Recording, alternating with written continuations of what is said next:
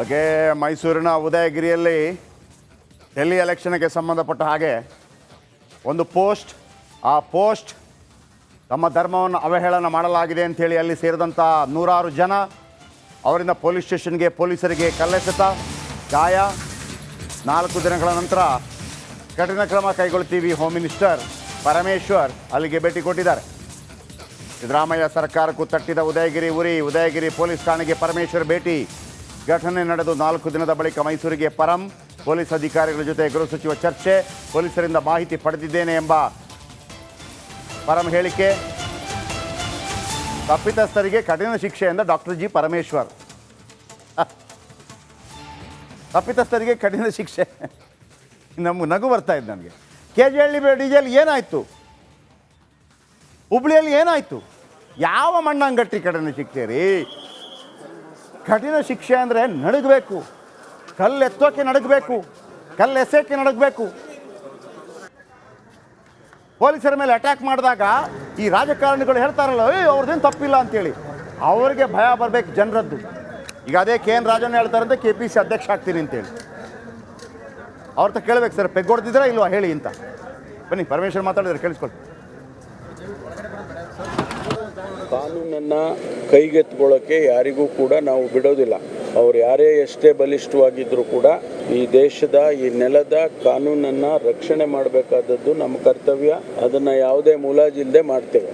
ಒಬ್ಬ ವ್ಯಕ್ತಿ ಯಾರೋ ತಪ್ಪು ಮಾಡಿದ್ದಾನೆ ಅಂದರೆ ಆ ತಪ್ಪಿಗೆ ಕ್ರಮ ತಗೊಳ್ಳೋದಕ್ಕೆ ಪೊಲೀಸ್ ಇದೆ, ಸರ್ಕಾರ ಇದೆ. ಅದನ್ನು ಹೊರತುಪಡಿಸಿ ಬೇರೆಯವರು ಯಾರು ಕೂಡ ಕಾನೂನನ್ನು ಕೈಗೆತ್ತಿಕೊಳ್ಬಾರ್ದು. ಕೈಗೆತ್ತಿಕೊಳ್ಳೋದಕ್ಕೂ ಕೂಡ ನಾವು ಬಿಡೋದಿಲ್ಲ. ಪೊಲೀಸ್ ಇಲಾಖೆಗೆ ಪಕ್ಷ ಮುಖ್ಯ ಅಲ್ಲ. ಪೊಲೀಸ್ ಇಲಾಖೆಗೆ ಕಾನೂನನ್ನು ರಕ್ಷಣೆ ಮಾಡೋದು ಮುಖ್ಯ. ಅವರು ಯಾವುದೇ ಪಕ್ಷಕ್ಕೆ ಸೇರಿರಲಿ, ಯಾವುದೇ ಸಮುದಾಯಕ್ಕೆ ಸೇರಿರಲಿ, ಸಮಾಜದಲ್ಲಿ ಶಾಂತಿಯನ್ನು ಕಾಪಾಡಬೇಕು ಅಂತಲೇ ಪೊಲೀಸ್ ಇಟ್ಟಿರೋದು. ಆದ್ದರಿಂದ ಅವ್ರು ಯಾರು ಗಲಾಟೆ ಮಾಡ್ತಾರೆ ಅದನ್ನು ಆಮೇಲೆ ನೋಡೋದು, ಯಾವ ಪಕ್ಷದವರು ಯಾವ ಸಮುದಾಯದವರು ಅಂತ ಆಮೇಲೆ ನೋಡೋದು. ಮೊದಲು ಕಾನೂನನ್ನು ರಕ್ಷಣೆ ಮಾಡೋದಕ್ಕೆ, ಶಾಂತಿಯನ್ನು ಕಾಪಾಡೋದಕ್ಕೆ ಫಸ್ಟ್ ಕ್ರಮ ತಗೊಳ್ಬೇಕಾಗಿರೋದು ಪೊಲೀಸು. ಆ ಕೆಲಸವನ್ನು ಮುರಾಜಿಲ್ಲದೆ ಮಾಡಬೇಕು. ಆ ಹೇಳಿಕೆಗಳಿಗೆಲ್ಲ ನಾನು ಪ್ರತಿಕ್ರಿಯೆ ಮಾಡೋಕ್ಕೆ ಹೋಗಲ್ಲ. ನಾನು ಜವಾಬ್ದಾರಿ ಸ್ಥಾನದಲ್ಲಿರೋನು, ಪೊಲೀಸ್ ಇಲಾಖೆಯನ್ನು ನಡೆಸ್ತಾ ಇರ್ತಕ್ಕಂಥವನು. ಬೇರೆಯವ್ರು ಯಾರು ಅವರು ಹೇಳಿದ್ರು ಹಿಂಗೆ ನೀವೇನು ಹೇಳ್ತೀರಾ ಅನ್ನೋದಕ್ಕೆಲ್ಲ ನಾನು ಸಬ್ಸ್ಕ್ರೈಬ್ ಆಗೋದಿಲ್ಲ. ನಾವು ಇಲ್ಲೇನು ಕೆಲಸ ಮಾಡಬೇಕು ಪೊಲೀಸ್ನವರಿಗೆ ಸೂಚನೆ ಕೊಟ್ಟಿದ್ದೇನೆ, ಆ ಕೆಲಸವನ್ನು ಅವ್ರು ಮಾಡಿದ್ದಾರೆ. ಒಂದಿಷ್ಟು ಅವರು ನಿಧಾನ ಆಗಿದೆ ಅಂತ ಹೇಳಿದ್ರೆ ಇಲ್ಲಿ ಪೊಲೀಸು ಅಡಿಷನಲ್ ಫೋರ್ಸ್ ಬರೋಷ್ಟೊತ್ತಿಗೆ ಘಟನೆ ನಡೆದಿದೆ.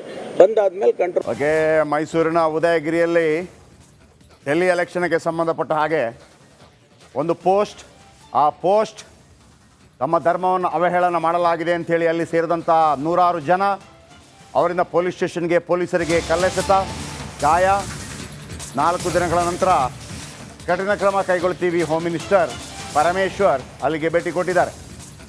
ಸಿದ್ದರಾಮಯ್ಯ ಸರ್ಕಾರಕ್ಕೂ ತಟ್ಟಿದ ಉದಯಗಿರಿ ಉರಿ. ಉದಯಗಿರಿ ಪೊಲೀಸ್ ಠಾಣೆಗೆ ಪರಮೇಶ್ವರ್ ಭೇಟಿ. ಘಟನೆ ನಡೆದು 4 ದಿನದ ಬಳಿಕ ಮೈಸೂರಿಗೆ ಪರಂ. ಪೊಲೀಸ್ ಅಧಿಕಾರಿಗಳ ಜೊತೆ ಗೃಹ ಸಚಿವ ಚರ್ಚೆ. ಪೊಲೀಸರಿಂದ ಮಾಹಿತಿ ಪಡೆದಿದ್ದೇನೆ ಎಂಬ ಪರಂ ಹೇಳಿಕೆ. ತಪ್ಪಿತಸ್ಥರಿಗೆ ಕಠಿಣ ಶಿಕ್ಷೆ ಎಂದ ಡಾಕ್ಟರ್ ಜಿ ಪರಮೇಶ್ವರ್. ತಪ್ಪಿತಸ್ಥರಿಗೆ ಕಠಿಣ ಶಿಕ್ಷೆ. ನಮ್ಗೆ ನಗು ಬರ್ತಾ ಇದ್ದು ನನಗೆ. KJL ಡಿಜೆಲ್ ಏನಾಯಿತು?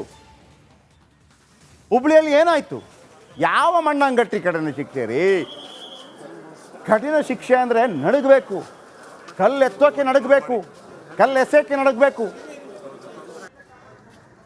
ಪೊಲೀಸರ ಮೇಲೆ ಅಟ್ಯಾಕ್ ಮಾಡಿದಾಗ ಈ ರಾಜಕಾರಣಿಗಳು ಹೇಳ್ತಾರಲ್ಲ, ಅವ್ರದ್ದೇನು ತಪ್ಪಿಲ್ಲ ಅಂತೇಳಿ, ಅವರಿಗೆ ಭಯ ಬರಬೇಕು ಜನರದ್ದು. ಈಗ ಅದೇ KN ರಾಜನ್ ಹೇಳ್ತಾರಂತೆ KPC ಅಧ್ಯಕ್ಷ ಆಗ್ತೀನಿ ಅಂತೇಳಿ. ಅವ್ರ ಹತ್ರ ಕೇಳಬೇಕು, ಸರ್ ಪೆಗ್ ಹೊಡೆದಿದ್ರಾ ಇಲ್ವಾ ಹೇಳಿ ಅಂತ. ಬನ್ನಿ, ಪರಮೇಶ್ವರ್ ಮಾತಾಡಿದ್ರೆ ಕೇಳಿಸ್ಕೊಳ್ಳಿ. ಕಾನೂನನ್ನು ಕೈಗೆತ್ತಿಕೊಳ್ಳೋಕ್ಕೆ ಯಾರಿಗೂ ಕೂಡ ನಾವು ಬಿಡೋದಿಲ್ಲ. ಅವ್ರು ಯಾರೇ ಎಷ್ಟೇ ಬಲಿಷ್ಠವಾಗಿದ್ದರೂ ಕೂಡ ಈ ದೇಶದ, ಈ ನೆಲದ ಕಾನೂನನ್ನು ರಕ್ಷಣೆ ಮಾಡಬೇಕಾದದ್ದು ನಮ್ಮ ಕರ್ತವ್ಯ. ಅದನ್ನು ಯಾವುದೇ ಮುಲಾಜಿಲ್ಲದೆ ಮಾಡ್ತೇವೆ. ಒಬ್ಬ ವ್ಯಕ್ತಿ ಯಾರೋ ತಪ್ಪು ಮಾಡಿದ್ದಾನೆ ಅಂದರೆ ಆ ತಪ್ಪಿಗೆ ಕ್ರಮ ತಗೊಳ್ಳೋದಕ್ಕೆ ಪೊಲೀಸ್ ಇದೆ, ಸರ್ಕಾರ ಇದೆ. ಅದನ್ನು ಹೊರತುಪಡಿಸಿ ಬೇರೆಯವರು ಯಾರು ಕೂಡ ಕಾನೂನನ್ನು ಕೈಗೆತ್ತಿಕೊಳ್ಬಾರ್ದು. ಕೈಗೆತ್ತಿಕೊಳ್ಳೋದಕ್ಕೂ ಕೂಡ ನಾವು ಬಿಡೋದಿಲ್ಲ. ಪೊಲೀಸ್ ಇಲಾಖೆಗೆ ಪಕ್ಷ ಮುಖ್ಯ ಅಲ್ಲ. ಪೊಲೀಸ್ ಇಲಾಖೆಗೆ ಕಾನೂನನ್ನು ರಕ್ಷಣೆ ಮಾಡೋದು ಮುಖ್ಯ. ಅವರು ಯಾವುದೇ ಪಕ್ಷಕ್ಕೆ ಸೇರಿರಲಿ, ಯಾವುದೇ ಸಮುದಾಯಕ್ಕೆ ಸೇರಿರಲಿ, ಸಮಾಜದಲ್ಲಿ ಶಾಂತಿಯನ್ನು ಕಾಪಾಡಬೇಕು ಅಂತಲೇ ಪೊಲೀಸ್ ಇಟ್ಟಿರೋದು. ಆದ್ದರಿಂದ ಅವ್ರು ಯಾರು ಗಲಾಟೆ ಮಾಡ್ತಾರೆ ಅದನ್ನು ಆಮೇಲೆ ನೋಡೋದು, ಯಾವ ಪಕ್ಷದವರು ಯಾವ ಸಮುದಾಯದವರು ಅಂತ ಆಮೇಲೆ ನೋಡೋದು. ಮೊದಲು ಕಾನೂನನ್ನು ರಕ್ಷಣೆ ಮಾಡೋದಕ್ಕೆ, ಶಾಂತಿಯನ್ನು ಕಾಪಾಡೋದಕ್ಕೆ ಫಸ್ಟ್ ಕ್ರಮ ತಗೊಳ್ಬೇಕಾಗಿರೋದು ಪೊಲೀಸು. ಆ ಕೆಲಸವನ್ನು ಮುರಾಜಿಲ್ಲದೆ ಮಾಡಬೇಕು. ಆ ಹೇಳಿಕೆಗಳಿಗೆಲ್ಲ ನಾನು ಪ್ರತಿಕ್ರಿಯೆ ಮಾಡೋಕ್ಕೆ ಹೋಗಲ್ಲ. ನಾನು ಜವಾಬ್ದಾರಿ ಸ್ಥಾನದಲ್ಲಿರೋನು, ಪೊಲೀಸ್ ಇಲಾಖೆಯನ್ನು ನಡೆಸ್ತಾ ಇರ್ತಕ್ಕಂಥವನು. ಬೇರೆಯವ್ರು ಯಾರು ಅವರು ಹೇಳಿದ್ರು ಹಿಂಗೆ ನೀವೇನು ಹೇಳ್ತೀರಾ ಅನ್ನೋದಕ್ಕೆಲ್ಲ ನಾನು ಸಬ್ಸ್ಕ್ರೈಬ್ ಆಗೋದಿಲ್ಲ. ನಾವು ಇಲ್ಲೇನು ಕೆಲಸ ಮಾಡಬೇಕು ಪೊಲೀಸ್ನವರಿಗೆ ಸೂಚನೆ ಕೊಟ್ಟಿದ್ದೇನೆ, ಆ ಕೆಲಸವನ್ನು ಅವ್ರು ಮಾಡಿದ್ದಾರೆ. ಒಂದಿಷ್ಟು ಅವರು ನಿಧಾನ ಆಗಿದೆ ಅಂತ ಹೇಳಿದ್ರೆ ಇಲ್ಲಿ ಪೊಲೀಸು ಅಡಿಷನಲ್ ಫೋರ್ಸ್ ಬರೋಷ್ಟೊತ್ತಿಗೆ ಘಟನೆ ನಡೆದಿದೆ. ಬಂದಾದ್ಮೇಲೆ ಕಂಟ್ರೋಲ್. ಓಕೆ, ಮೈಸೂರಿನ ಉದಯಗಿರಿಯಲ್ಲಿ ಡೆಲ್ಲಿ ಎಲೆಕ್ಷನ್ಗೆ ಸಂಬಂಧಪಟ್ಟ ಹಾಗೆ ಒಂದು ಪೋಸ್ಟ್, ಆ ಪೋಸ್ಟ್ ತಮ್ಮ ಧರ್ಮವನ್ನು ಅವಹೇಳನ ಮಾಡಲಾಗಿದೆ ಅಂಥೇಳಿ ಅಲ್ಲಿ ಸೇರಿದಂಥ ನೂರಾರು ಜನ, ಅವರಿಂದ ಪೊಲೀಸ್ ಸ್ಟೇಷನ್ಗೆ ಪೊಲೀಸರಿಗೆ ಕಲ್ಲೆಸೆತ, ಗಾಯ. 4 ದಿನಗಳ ನಂತರ ಕಠಿಣ ಕ್ರಮ ಕೈಗೊಳ್ತೀವಿ ಹೋಮ್ ಮಿನಿಸ್ಟರ್ ಪರಮೇಶ್ವರ್ ಅಲ್ಲಿಗೆ ಭೇಟಿ ಕೊಟ್ಟಿದ್ದಾರೆ. ಸಿದ್ದರಾಮಯ್ಯ ಸರ್ಕಾರಕ್ಕೂ ತಟ್ಟಿದ ಉದಯಗಿರಿ ಉರಿ, ಉದಯಗಿರಿ ಪೊಲೀಸ್ ಠಾಣೆಗೆ ಪರಮೇಶ್ವರ್ ಭೇಟಿ.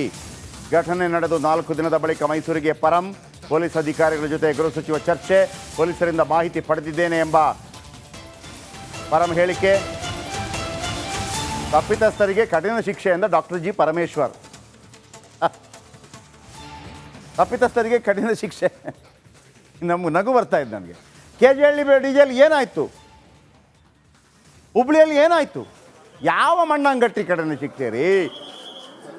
ಕಠಿಣ ಶಿಕ್ಷೆ ಅಂದರೆ ನಡಗಬೇಕು, ಕಲ್ಲು ಎತ್ತೋಕೆ ನಡಗಬೇಕು, ಕಲ್ಲು ಎಸೆಯೋಕ್ಕೆ ನಡಗಬೇಕು. ಪೊಲೀಸರ ಮೇಲೆ ಅಟ್ಯಾಕ್ ಮಾಡಿದಾಗ ಈ ರಾಜಕಾರಣಿಗಳು ಹೇಳ್ತಾರಲ್ಲ, ಅವ್ರದ್ದೇನು ತಪ್ಪಿಲ್ಲ ಅಂತೇಳಿ, ಅವರಿಗೆ ಭಯ ಬರಬೇಕು ಜನರದ್ದು. ಈಗ ಅದೇ KN ರಾಜಣ್ಣ ಹೇಳ್ತಾರಂತೆ KPC ಅಧ್ಯಕ್ಷ ಆಗ್ತೀನಿ ಅಂತೇಳಿ. ಅವ್ರ ಹತ್ರ ಕೇಳಬೇಕು, ಸರ್ ಪೆಗ್ ಹೊಡೆದಿದ್ರಾ ಇಲ್ವಾ ಹೇಳಿ ಅಂತ. ಬನ್ನಿ, ಪರಮೇಶ್ವರ್ ಮಾತಾಡಿದ್ರೆ ಕೇಳಿಸ್ಕೊಳ್ಳಿ. ಕಾನೂನನ್ನು ಕೈಗೆತ್ತಿಕೊಳ್ಳೋಕ್ಕೆ ಯಾರಿಗೂ ಕೂಡ ನಾವು ಬಿಡೋದಿಲ್ಲ. ಅವ್ರು ಯಾರೇ ಎಷ್ಟೇ ಬಲಿಷ್ಠವಾಗಿದ್ದರೂ ಕೂಡ ಈ ದೇಶದ, ಈ ನೆಲದ ಕಾನೂನನ್ನು ರಕ್ಷಣೆ ಮಾಡಬೇಕಾದದ್ದು ನಮ್ಮ ಕರ್ತವ್ಯ. ಅದನ್ನು ಯಾವುದೇ ಮುಲಾಜಿಲ್ಲದೆ ಮಾಡ್ತೇವೆ. ಒಬ್ಬ ವ್ಯಕ್ತಿ ಯಾರೋ ತಪ್ಪು ಮಾಡಿದ್ದಾನೆ ಅಂದರೆ ಆ ತಪ್ಪಿಗೆ ಕ್ರಮ ತಗೊಳ್ಳೋದಕ್ಕೆ ಪೊಲೀಸ್ ಇದೆ, ಸರ್ಕಾರ ಇದೆ. ಅದನ್ನು ಹೊರತುಪಡಿಸಿ ಬೇರೆಯವರು ಯಾರು ಕೂಡ ಕಾನೂನನ್ನು ಕೈಗೆತ್ತಿಕೊಳ್ಬಾರ್ದು. ಕೈಗೆತ್ತಿಕೊಳ್ಳೋದಕ್ಕೂ ಕೂಡ ನಾವು ಬಿಡೋದಿಲ್ಲ. ಪೊಲೀಸ್ ಇಲಾಖೆಗೆ ಪಕ್ಷ ಮುಖ್ಯ ಅಲ್ಲ, ಪೊಲೀಸ್ ಇಲಾಖೆಗೆ ಕಾನೂನನ್ನು ರಕ್ಷಣೆ ಮಾಡೋದು ಮುಖ್ಯ. ಅವರು ಯಾವುದೇ ಪಕ್ಷಕ್ಕೆ ಸೇರಿರಲಿ, ಯಾವುದೇ ಸಮುದಾಯಕ್ಕೆ ಸೇರಿರಲಿ, ಸಮಾಜದಲ್ಲಿ ಶಾಂತಿಯನ್ನು ಕಾಪಾಡಬೇಕು ಅಂತಲೇ ಪೊಲೀಸ್ ಇಟ್ಟಿರೋದು. ಆದ್ದರಿಂದ ಅವ್ರು ಯಾರು ಗಲಾಟೆ ಮಾಡ್ತಾರೆ ಅದನ್ನು ಆಮೇಲೆ ನೋಡೋದು, ಯಾವ ಪಕ್ಷದವರು ಯಾವ ಸಮುದಾಯದವರು ಅಂತ ಆಮೇಲೆ ನೋಡೋದು. ಮೊದಲು ಕಾನೂನನ್ನು ರಕ್ಷಣೆ ಮಾಡೋದಕ್ಕೆ, ಶಾಂತಿಯನ್ನು ಕಾಪಾಡೋದಕ್ಕೆ ಫಸ್ಟ್ ಕ್ರಮ ತಗೊಳ್ಬೇಕಾಗಿರೋದು ಪೊಲೀಸು. ಆ ಕೆಲಸವನ್ನು ಮುರಾಜಿಲ್ಲದೆ ಮಾಡಬೇಕು. ಆ ಹೇಳಿಕೆಗಳಿಗೆಲ್ಲ ನಾನು ಪ್ರತಿಕ್ರಿಯೆ ಮಾಡೋಕ್ಕೆ ಹೋಗಲ್ಲ. ನಾನು ಜವಾಬ್ದಾರಿ ಸ್ಥಾನದಲ್ಲಿರೋನು, ಪೊಲೀಸ್ ಇಲಾಖೆಯನ್ನು ನಡೆಸ್ತಾ ಇರ್ತಕ್ಕಂಥವನು. ಬೇರೆಯವ್ರು ಯಾರು ಅವರು ಹೇಳಿದ್ರು ಹಿಂಗೆ ನೀವೇನು ಹೇಳ್ತೀರಾ ಅನ್ನೋದಕ್ಕೆಲ್ಲ ನಾನು ಸಬ್ಸ್ಕ್ರೈಬ್ ಆಗೋದಿಲ್ಲ. ನಾವು ಇಲ್ಲೇನು ಕೆಲಸ ಮಾಡಬೇಕು ಪೊಲೀಸ್ನವರಿಗೆ ಸೂಚನೆ ಕೊಟ್ಟಿದ್ದೇನೆ, ಆ ಕೆಲಸವನ್ನು ಅವ್ರು ಮಾಡಿದ್ದಾರೆ. ಒಂದಿಷ್ಟು ಅವರು ನಿಧಾನ ಆಗಿದೆ ಅಂತ ಹೇಳಿದ್ರೆ ಇಲ್ಲಿ ಪೊಲೀಸು ಅಡಿಷನಲ್ ಫೋರ್ಸ್ ಬರೋಷ್ಟೊತ್ತಿಗೆ ಘಟನೆ ನಡೆದಿದೆ. ಬಂದಾದ್ಮೇಲೆ ಕಂಟ್ರೋಲ್. ಓಕೆ, ಮೈಸೂರಿನ ಉದಯಗಿರಿಯಲ್ಲಿ ಡೆಲ್ಲಿ ಎಲೆಕ್ಷನ್ಗೆ ಸಂಬಂಧಪಟ್ಟ ಹಾಗೆ ಒಂದು ಪೋಸ್ಟ್, ಆ ಪೋಸ್ಟ್ ತಮ್ಮ ಧರ್ಮವನ್ನು ಅವಹೇಳನ ಮಾಡಲಾಗಿದೆ ಅಂಥೇಳಿ ಅಲ್ಲಿ ಸೇರಿದಂಥ ನೂರಾರು ಜನ, ಅವರಿಂದ ಪೊಲೀಸ್ ಸ್ಟೇಷನ್ಗೆ ಪೊಲೀಸರಿಗೆ ಕಲ್ಲೆಸೆತ, ಗಾಯ. 4 ದಿನಗಳ ನಂತರ ಕಠಿಣ ಕ್ರಮ ಕೈಗೊಳ್ತೀವಿ ಹೋಮ್ ಮಿನಿಸ್ಟರ್ ಪರಮೇಶ್ವರ್ ಅಲ್ಲಿಗೆ ಭೇಟಿ ಕೊಟ್ಟಿದ್ದಾರೆ. ಸಿದ್ದರಾಮಯ್ಯ ಸರ್ಕಾರಕ್ಕೂ ತಟ್ಟಿದ ಉದಯಗಿರಿ ಉರಿ, ಉದಯಗಿರಿ ಪೊಲೀಸ್ ಠಾಣೆಗೆ ಪರಮೇಶ್ವರ್ ಭೇಟಿ. ಘಟನೆ ನಡೆದು 4 ದಿನದ ಬಳಿಕ ಮೈಸೂರಿಗೆ ಪರಂ, ಪೊಲೀಸ್ ಅಧಿಕಾರಿಗಳ ಜೊತೆ ಗೃಹ ಸಚಿವ ಚರ್ಚೆ, ಪೊಲೀಸರಿಂದ ಮಾಹಿತಿ ಪಡೆದಿದ್ದೇನೆ ಎಂಬ ಪರಂ ಹೇಳಿಕೆ. ತಪ್ಪಿತಸ್ಥರಿಗೆ ಕಠಿಣ ಶಿಕ್ಷೆ ಎಂದ ಡಾಕ್ಟರ್ ಜಿ ಪರಮೇಶ್ವರ್. ತಪ್ಪಿತಸ್ಥರಿಗೆ ಕಠಿಣ ಶಿಕ್ಷೆ, ನಗು ಬರ್ತಾ